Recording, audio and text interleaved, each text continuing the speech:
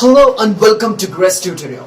In this video lecture, we will be discussing about one of the most significant parts of acids, bases as well as the salt, that is the part 5. Well, here we are going to discuss about the salt and its classification. First of all, let me give you the definition of the salt. Well, the salt is basically a compound which is formed by the partial or the total replacement of the ionizable hydrogen atoms of an acid by a metallic ion or the ammonium ion. That means the compound which is formed by the partial or the total replacement of the ionizable hydrogen atoms of the acid by the metallic ion or the ammonium ion, then that compound is what called the salt.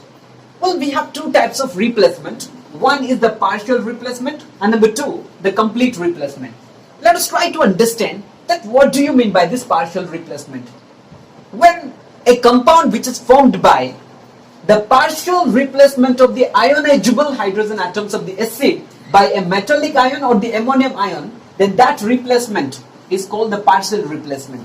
That means using this partial replacement that a salt can be obtained.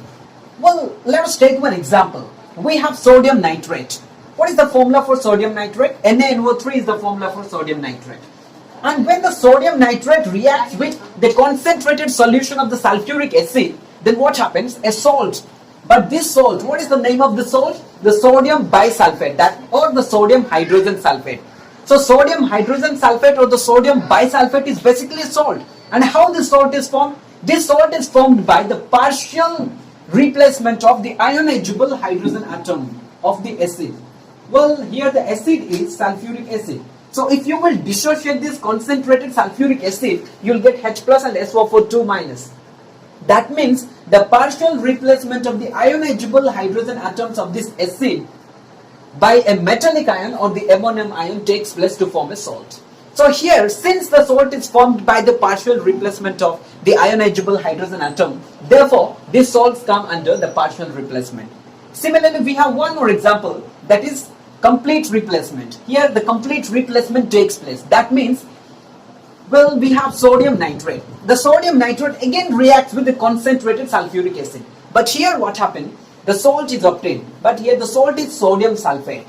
So what is the difference between these two?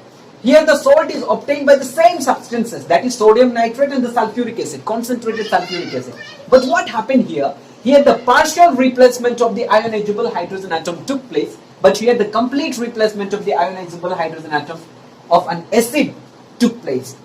And finally it results the sodium sulfate. In this way, here the salt is formed by the complete replacement. So what is salt? A salt is a compound which is formed by the partial or the total replacement of the ionizable hydrogen atoms of an acid by a metallic ion or the ammonium ion. This is what called a salt. Now we will discuss the ionic definition of the salt.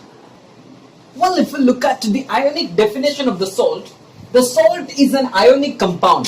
If you will dissociate it, what happens? It yields a positive ion other than hydrogen ion and a negative ion other than hydroxyl ion. That means, let us take one example so that you can get it very clearly. We have the salt sodium chloride. Well, if you will dissociate the sodium chloride in water, then you will get Na+. The Na+ is obtained. This is a positive ion but not the hydrogen ion. Similarly, the Cl- ion, this is a negative ion but not the hydroxyl ion. Therefore, the definition has been expressed that a salt is an ionic compound which dissociates in the water to yield a positive ion other than the hydrogen ion. Similarly, it yields a negative ion other than the hydroxyl ion. Well, if you will dissociate, now the question is how the sodium chloride is obtained. Well, the sodium chloride is basically obtained by the neutralization reaction. So what is this neutralization reaction? The reaction which takes place by the combination of the acid as well as the base. And the reaction of this acid as well as the base to form the sodium chloride. And that what basically called the neutralization reaction. But now we need to understand that how the sodium chloride is obtained by the combination of these two reacting substances. Well, we have base sodium hydroxide. If you will dissociate the base, you will get Na plus and OH minus. And if you will dissociate this hydrochloric acid, then you will get H plus and Cl minus. And you know that the positively charged part of this compound will react with the negatively charged part of this compound. That means Na plus and the Cl minus react together to give the NaCl. And this is what here it is obtained, the sodium chloride, which is a salt. And the salt is obtained here by the process of neutralization, that is by the reaction between the acid as well as the base. So this is all about the ionic definition along with its examples. Now we will discuss the classification of salts. Well, the salts are basically classified into the 6 categories. So the first one we will discuss, that is the normal salts. Well, what do you mean by this normal salts? Normal salts are the salts which is formed by the complete replacement of the ionizable hydrogen atoms of the acid by a metallic or the ammonium ion. So if we look at the example of this normal salts, we have the sodium chloride is a normal salt. Similarly, the sodium sulfate is also a normal salt.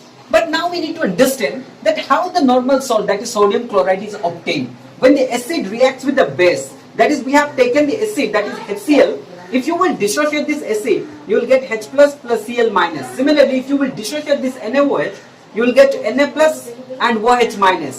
So the positively charged part of this acid reacts with the negatively charged part of the base to form the water, as well as the positively charged part of this base reacts with the negatively charged part of the acid to form the salt. And here the salt is obtained by the complete replacement of the ionizable hydrogen atoms. And that's why this salt is known as the normal salt. Similarly, we have one more salt, that is sodium sulfate. But how the sodium sulfate is obtained? That's the question. Well, you have the sulfuric acid. You have taken the acid sulfuric acid, and you also have taken the base, that is sodium hydroxide. Well, if you combine these two substances, the sulfuric acid, if you will dissociate the sulfuric acid, you will get H plus and SO4 2 minus. Similarly, if you will dissociate this NaOH, sodium hydroxide, you will get Na plus and OH minus. So what happened here? The positively charged part of this base reacts with the negatively charged part of this acid, that is Na plus and SO4 2 minus. And in this way, it reacts together to form, that is Na2SO4. And here the Na2SO4 is basically a salt, that is sodium sulfate. And this sodium sulfate is obtained by the combination of the acid, such as sulfuric acid, as well as the base, that is sodium hydroxide. In this way, the salt is obtained with the liberation of the water molecule. Well, this is all about the normal salt along with its examples. Now we will discuss about the next salt, that is acid salts. Well, if we look at the acid salts are formed by the partial replacement of the ionizable hydrogen atoms of the polybasic acid by a metallic ion or the ammonium ion. That means when a compound is formed by the partial replacement of the ionizable hydrogen atom, then that compound or that salt is called the acid salts. How the complete replacement of the hydrogen ion takes place and forms a salt, and that salt is regarded as the normal salt. Similarly, if the partial replacement takes place and a salt is obtained, then that salt is called the acid salts. Let us look at some of the few examples so that you can get it clearly. Well, we have example number 1, that is sulfuric acid. When the sulfuric acid reacts with sodium chloride, it obtains the sodium bisulfate. Here the partial replacement of the ionizable hydrogen atoms of the polybasic acid takes place. So if you will dissociate this NaCl, you will get Na plus and Cl minus. Similarly, if you will dissociate this sulfuric acid, you will get H plus and SO4 2 minus. But what happened here?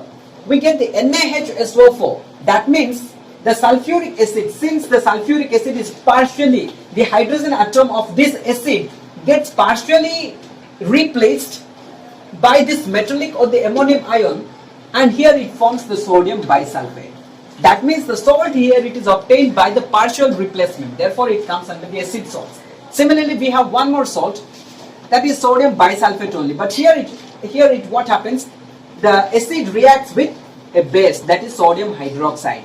Well, if you will react with a base, then you will get OH minus and Na plus. If you will dissociate this, you will get Na plus and OH minus. Similarly, if you will dissociate the sulfuric acid, you will get H plus and SO4 2 minus. So partial replacement of this hydrogen atom of the acid takes place to form a salt, and that salt is basically comes under the acid salt. So this is basically an acid salt. And what is the name of this acid salt? Sodium bisulfate, or we can say sodium hydrogen sulfate.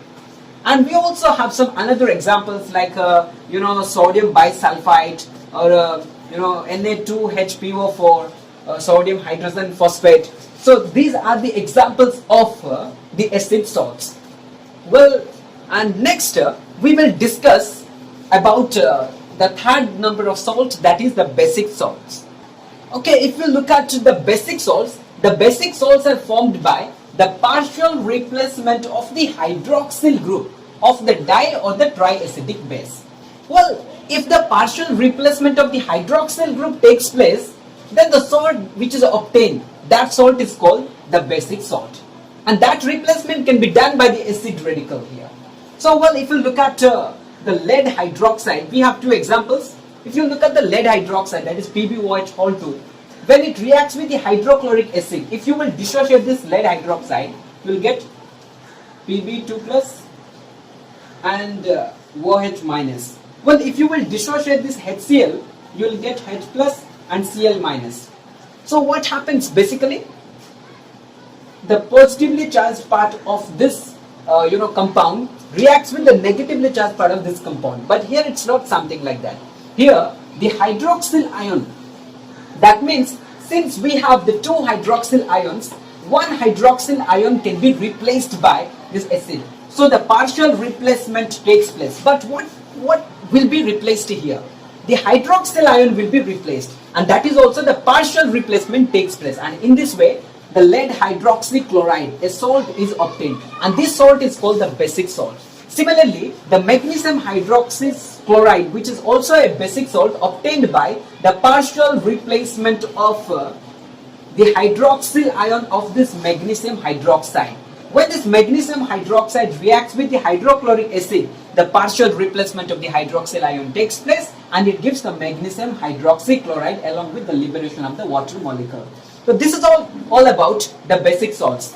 Now we will discuss the next type of the salt, that is the double salts.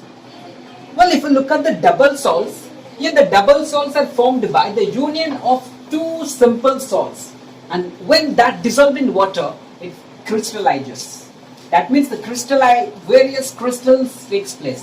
So double salt is basically a salt which is obtained by the union of two simple salts. So here we have two simple salts, that is potassium sulfate along with the aluminium sulfate. So the union of these two simple salts along with the with water, it forms a salt, that is a potash alum.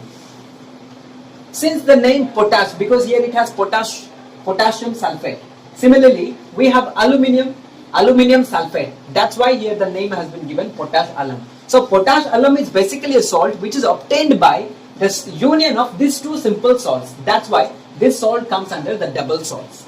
Similarly, we also have the ferrous sulfate. The combination of the union of the ferrous sulfate as well as the ammonium sulfate with the hydrated form, it gives a salt that is known as the Morse salt.